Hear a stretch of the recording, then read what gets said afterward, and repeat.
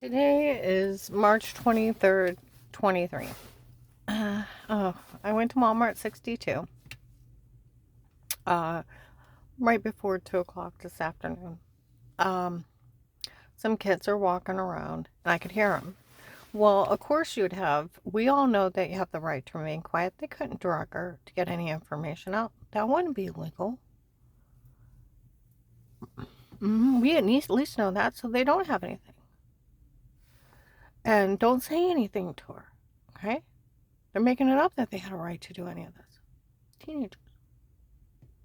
Okay, I get my hair done. I'm in there. Oh God, people are walking by talking about stuff. And some guy's like, we ask them. They never see anything. It's that one lady. She's trying to get money out of this. We told her, knock it off. Nobody has authority to do this. You arrested her, right? I'd have to be found guilty in a court of trial and then in a civil trial for anybody getting money out. I've never been questioned of wrongdoing. I've never been prosecuted. I've never been found guilty. They're running the biggest scam in the world. We're on the 6th day up there. They kicked in the door. Then I started waking up with bruises, almost passed out in front of the neighbors. Okay? And they're supposed to have been date rape drugging me and telling me to say I was a weirdo, and then more than 10 people telling on them to the police and photoshopping shower scenes, admitting to framing me. Yeah, it's bad. They're like the stupidest criminals. Okay? Why would you put your name on it? I told you, January 25th, 2019. Now, I am in a legally bugged house at that time. Police and agencies can only be in a home under a threat of life, and they have to speak to everyone before they start. It's the Fourth Amendment, the right to privacy and be safe and secure in your own home. Because you also have a right to remain quiet. You have a right to an attorney yourself. You have a right to a fair court trial, bail, and bond, a right not to be mistreated. You have a freedom of speech. You have all these constitutional rights that stop people from being in your home. Police and agencies can only be in a home under a threat of life, and they have to speak to everyone before they start. So where I called the hotline, and that agent messed up with us because Dave was dating his kid. He bullies me into false statements under threats of arrest, make me plead for my life. Then he lists me informant, diplomatic immunity, $5,000 a month. They said he stole the money the first day out of the case. He needs to go to jail for that. The government still owes me that money. And that's around September 27th, 18. I talked to him, and he already told on me the night before to that church, verified by an officer that didn't tell on him. On November 6/22 at Trinity Gospel, investigators are talking about the agent that called her back is actually the one that told on her before she called him back. It was verified by an officer. He didn't tell on him before. Okay? And that was Dave's girlfriend's father. There was no staying quiet. He already knew everything. Okay. So then he threatens me if I tell somebody he's trying to keep me quiet because he's going to steal the money. I'd like to know what happened in Will's life. That he went from being an agent to a serial killer, human trafficker, drug trader, and embezzling funds from the Witness Protection Program. What in selling police information? What made him snap? Some guys walk by the hair salon. I heard it's been like a lawless society down here. Yeah, it is. And they need to be afraid. Because I've talked to sheriffs out of this area. Are your local police slow? They should have arrested that agent and that retired judge the first day. They can't do any of this. No, they can't. Okay, January 25th, 2019. It was a weird day. We had a payday loan for Christmas and for other things. I went in to get the money out of the bank to go pay the check cashing place. There's a guy that had been following me around, and he's with another guy I didn't know. And you always count your money because it sticks. And I counted it, made small talk, and put it in my pocket. He's like, she works for me. She'll put her money straight in her pocket. I thought, I don't do those kind of jobs. And who are you? So I got away from him. My shoulder was tore up from where Dave had chicken winged. He was sitting on my phone. Emergency report, scope of my stomach, the damage from being beat on the stairway because I didn't answer my phone, and doctor's reports. Okay. And my arm would lock up, and sometimes it moves, sometimes it lock up. Well, I went to grab the door with my wrong arm, and it's like, ow, you know? Well, I had time to kill before Dave got off, and I went to the mall, and there's at least 30 men in there harassing me. Well, Sarah had Will's number before. I called him back, and I told him about Sarah. And I'm like, I'm scared, call Will. Well, I went to leave, and I thought they could kill her. Because we've already had the gunshot, and I'd almost got shot in the head driving. I had stalkers coming at me. I'd been bashed in the head, 12/21/18, left for dead. I still have a dent in my head.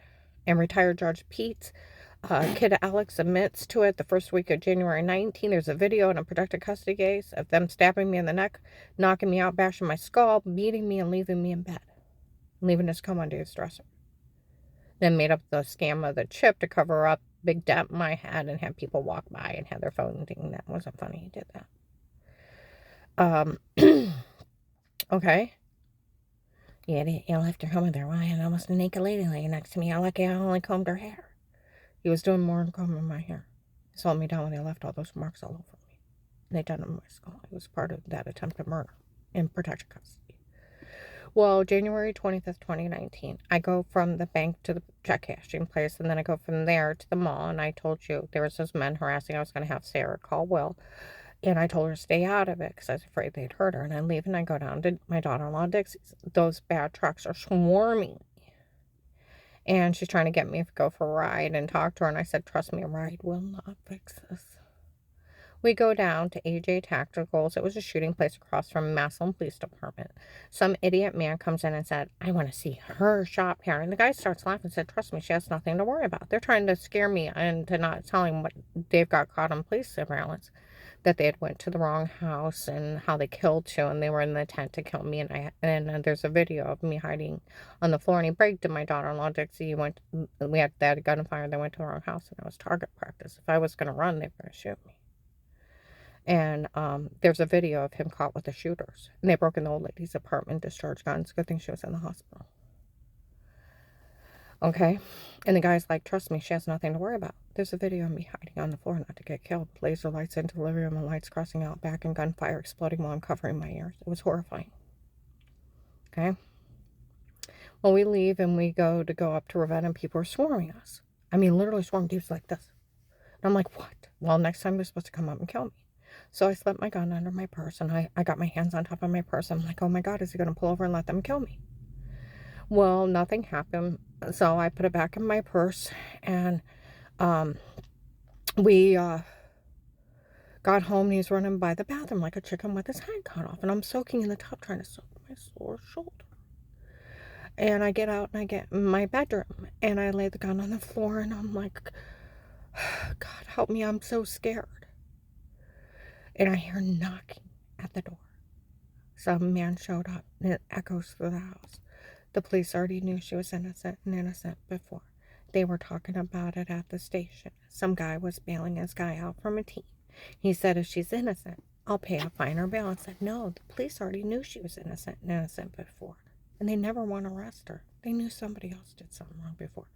January 25th, 2019. March 1st to 15 and 19, illegally bugged house, 8 to 10:30 at night. Someone calls Dave, and I'm sitting on the back porch looking at that duplex where the men didn't come back. And I thought, if you kill someone over a duplex, or over a split level, and some diamonds, I hate you. You've tried to kill me, our middle son, and his family. I hate you. And I'm looking at that duplex thinking, how could you kill over a house? So his phone rings. He answers, talks real loud so I could hear outside. What's going on?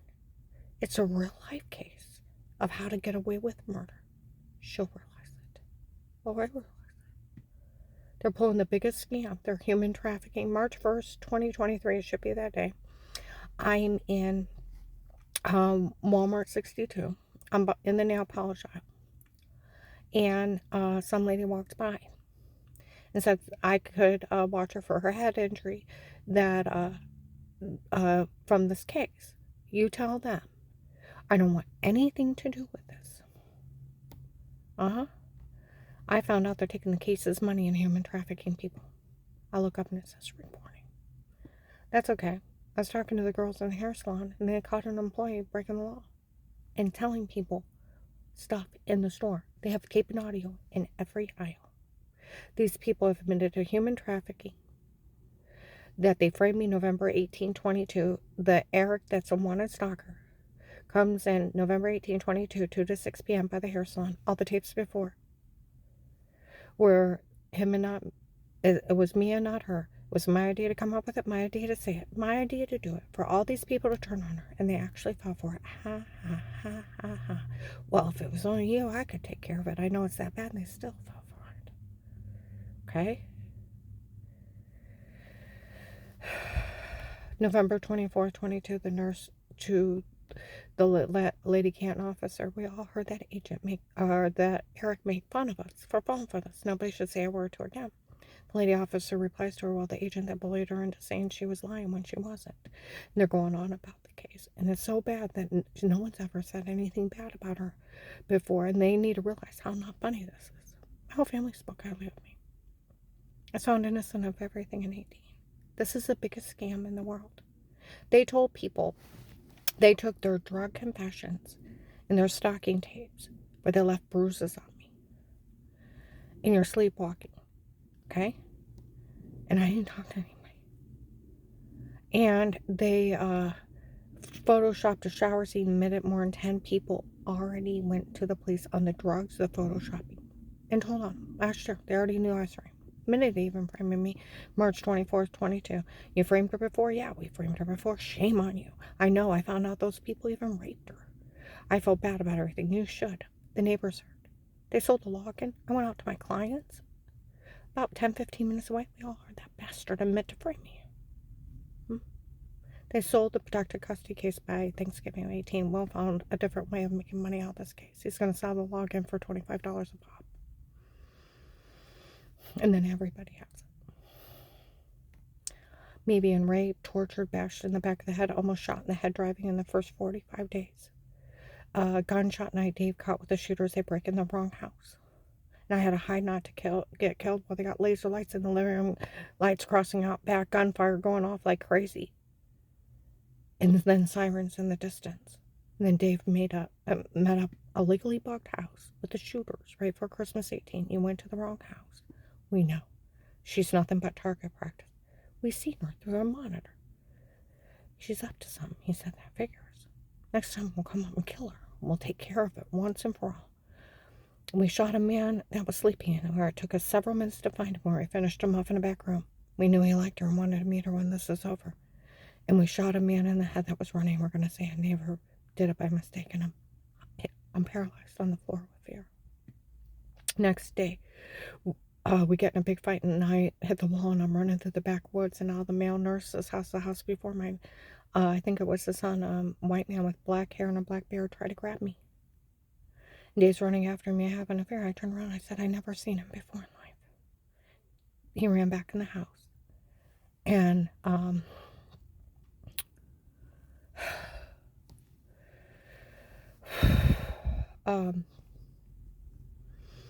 and Dave passed me and raised his hands. I have to check the trail cameras to find out how he made it out in the dark. And he took off running where the lights were crossing when he wasn't. He bragged to Dixie, my daughter-in-law. There was gunfire up here. I live 10.6 miles out of town. The middle of a woods, in the middle of a countryside, not even a house across the road, no streetlights. It's like black soup out there. Giant trees, thick woods. She's like, he said there's gunfire up here the night. She went, gunfire? You hit a tree. He looked at her and said they went to the wrong house. She went, wrong house? Got right in my face and looked at me like seeing himself. She's nothing but target practice. And in January, he came home from work.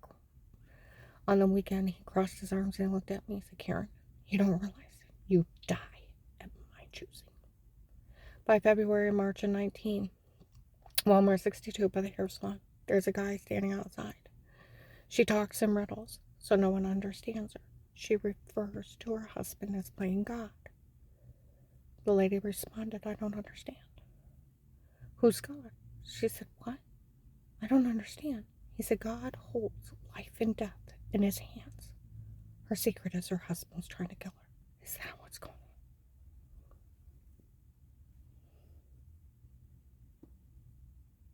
Thanksgiving of 18, my one daughter-in-law, Melissa, she had just left my son, became friends with Michelle, the agent's daughter. And they got caught in police protective custody where Dave always said I had men following around. I had women too. Investigators. They caught Melissa telling the kids to lie. And then on Thanksgiving of 18, on the third step up, the house wasn't meant for Grandma. It was meant for Auntie Shell and Papa, and Grandma needs to get out. And then later on to Florida, they were making everything up. October 23rd, 2019, Flora rats him out to a bunch of adults. And Josh is like, ew, don't say that again. It's not true. She starts giggling. She was 7. She said, of course it's not true. Of course it never happened. We made it up. They were games of pretend. Giggling. Sitting down next to me. Laughing her ass off. She was 7. She didn't realize what she was saying. I would have spanked my kid.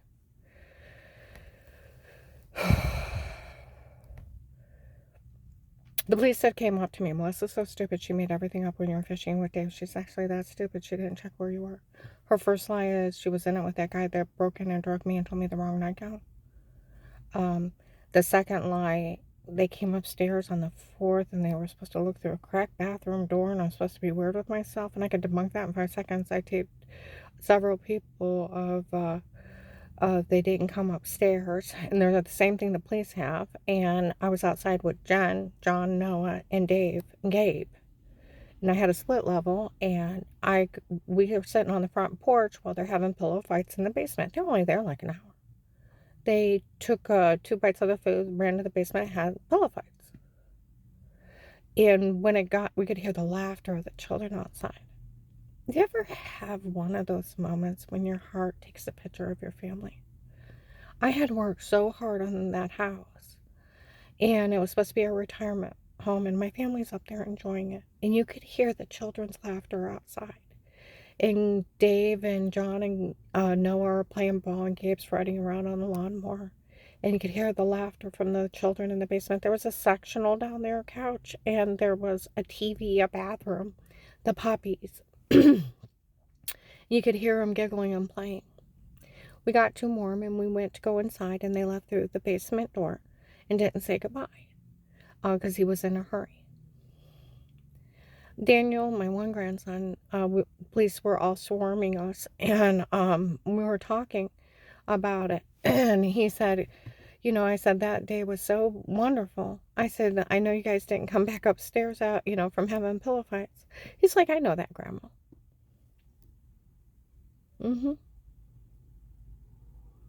He's like, maybe you can find someone and move on and be happy.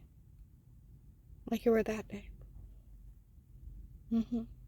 The third lie, then they said the third lie, she'll make up something, call you a bad word. Fourth lie, you vandalized your church. Fifth lie, you shot up a home and killed someone. That's Dave. Sixth lie, you broke in a home, they tied your arms and legs in your chair, knocked it over, kicked it over, and jumped out a window. I'm like, dear God, I'm in my 50s. Sixth lie, I forget. It just kept going. She was considered fucking shit. My family should be ashamed of mean jokes. Documented mean jokes, actually. October 5th, 21, they were talking about her lying in front of my one client. They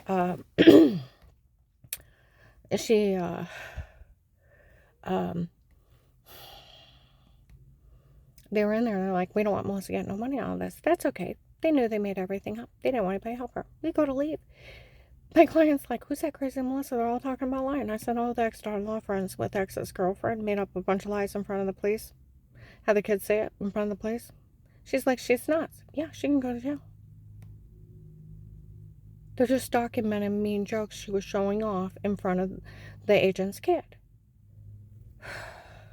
And they sold a log in May of 19. I'm in Mancan and Canton. They looked at me and said, hey, Karen, if you didn't hear John's kids right on the third step up, Dave's girlfriend isn't Shell, it's Michelle. And I'm like, oh my God. I go places, it's, hey, Karen this, hey, Karen that. And my whole life has been under surveillance. It's supposed to be from the police and the agency to keep me protected.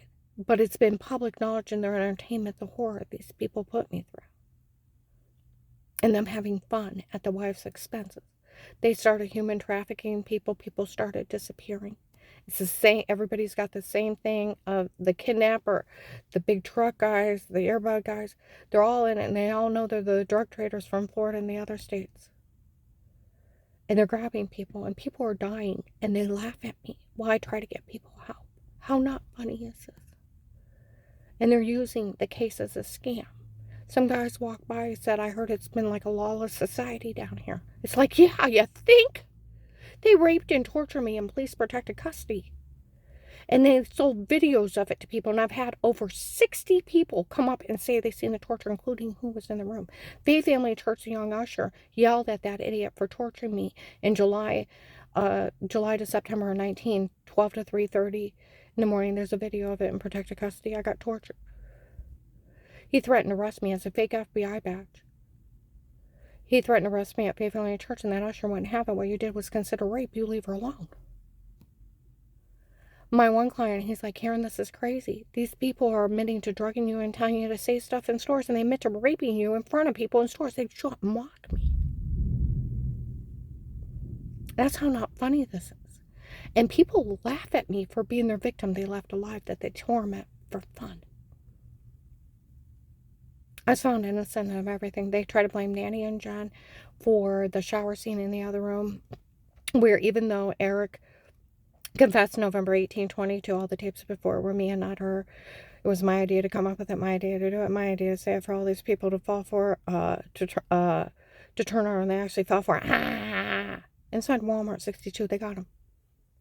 Okay? I asked them if they knew anything about it. They knew nothing. The kids knew nothing. I said, you know where they kicked in my door on the 6th day? Yeah. Did you know they set up bun cameras before we even got moved in? No. Did you know they were stalking me and your dad? No. Did you know that they photoshopped a shower scene to make me look weird with myself? No. Okay? I said, did you know where I had those giant bruises, orange, lemon, and grapefruits? Yeah. Do you know how I almost passed out and the neighbor had to help me mow the lawn? Yes. I said, did you know they were date rape drugging me and telling me to say I was a weirdo before? So I'd be sleepwalking? No. My grandson Tyler came out of his room and hugged me, and Grandma was out. What's going on? I told him about that weird Eric confessing ID'd, and they've been looking for him for years. For stalking me. He's part of those drug traders. I'm not in trouble for people violating me on these ungodly levels. And people need to start being afraid. People are disappearing, and they're laughing in some of the victims' face how they kill them. And I'm trying to get help for the victims. I'm going to upload this.